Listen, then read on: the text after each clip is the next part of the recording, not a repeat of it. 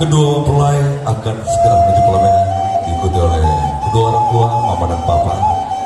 dan juga saudara kandung dari kedua mempelai akan